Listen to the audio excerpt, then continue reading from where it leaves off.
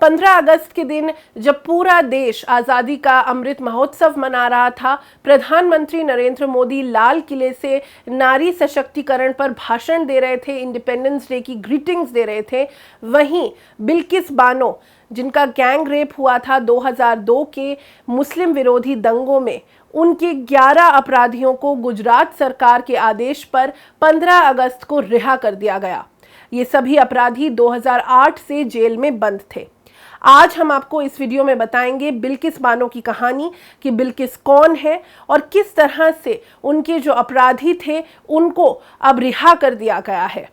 2002 के गुजरात दंगों के दौरान इन आरोपियों ने 5 महीने की गर्भवती बिल्किस के साथ बलात्कार किया था और उनके परिवार के 7 सदस्यों की बेरहमी से हत्या कर दी थी।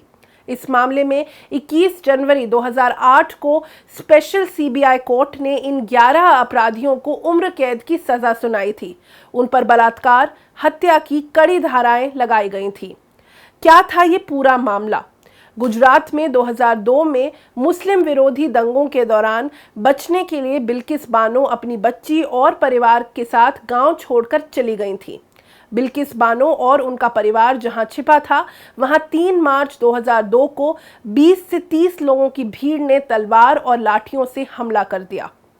भीड़ ने बिल्किस बानो के साथ बलात्कार किया। उस समय बिल्किस 5 महीने गर्भवती थी। अपराधियों ने उनके परिवार के 7 सदस्यों की हत्या भी कर दी। बाकी 6 सदस्य वहां से भागने में सफल हो गए।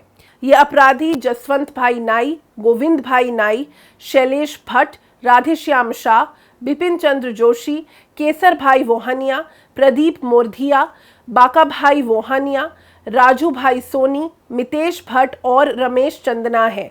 इनमें से एक अपराधी राधेश्याम शाह ने सीआरपीसी की धारा 432 और 433 के तहत सजा माफ करने के लिए गुजरात हाईकोर्ट में अपील की थी, लेकिन गुजरात हाईकोर्ट ने कहा था कि इस मामले में आदेश महाराष्ट्र सरकार दे सकती है। इसके बाद ये याचिका सुप्रीम कोर्ट पहुंची और उन्होंने अपील किया कि वो 15 साल से बिना किसी जमानत के जेल में बंद है और सुप्रीम कोर्ट ने ये कह दिया कि क्योंकि ये अपराध गुजरात में हुआ था, इसीलिए इस पर गुजरात सरकार ही फैसला ले सकती है।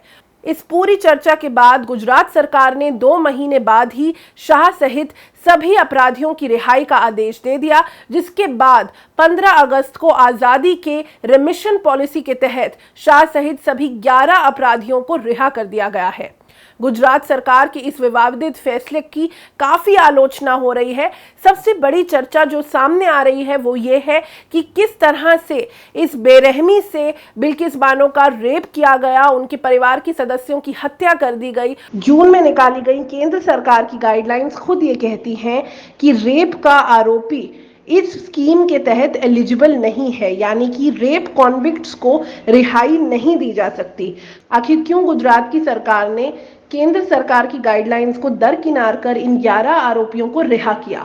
ह्यूमन राइट्स के वकील शमशाद पठान ने न्यूज एजेंसी को यह भी बताया कि बड़ी संख्या में गुजरात की जेलों में ऐसे लोग बंद हैं जिन्होंने कितने कम अपराध किए हैं और किस संकट की वजह से वो जेल में रह रहे हैं, उनका फैसला तक नहीं हुआ है। काफी ऐसे लोग हैं जिनकी सुनवाई तक नहीं हुई है, पर गुजरात सरकार का ये फैसला लेना, वो भी आजादी के दिन उन लोगों को रिहा करना जिन्होंने एक मुसलमान औरत के साथ बलात्कार किया और जो 2002 के दंगे में जितनी बर्बरता के साथ वायलेंस किया गया, असॉल्ट किया गया, उसको अंजाम दिया, उन लोगों को अब रिहा कर दिया गया है।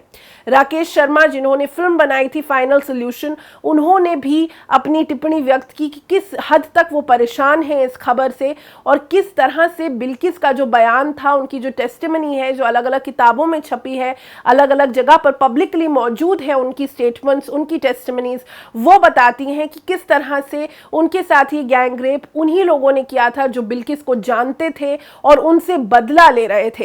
एक्टिविस्ट हर्ष मंदर, जिन्होंने लगातार गुजरात दंगों के दौरान काम किया, लीगल और सोशल एड दिया, उन्होंने बताया कि किस तरह से जो गुजरात दंगों के समय रेप का इस्तेमाल किया गया था, मुस्लिम समुदाय की औरतों को ह्यूमिलिएट करने के लिए, उन्हें सबक सिखाने के लिए, उस स्तर पे रेप का इस्तेमाल किसी भी तरह के किसी भी दंगे में पहले कभी नहीं देखा गया है।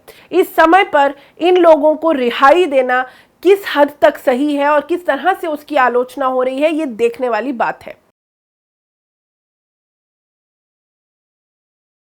Get a sneak peek of exclusive content before everyone else. For channel members only. Memberships start at ₹89. Hit the join button below.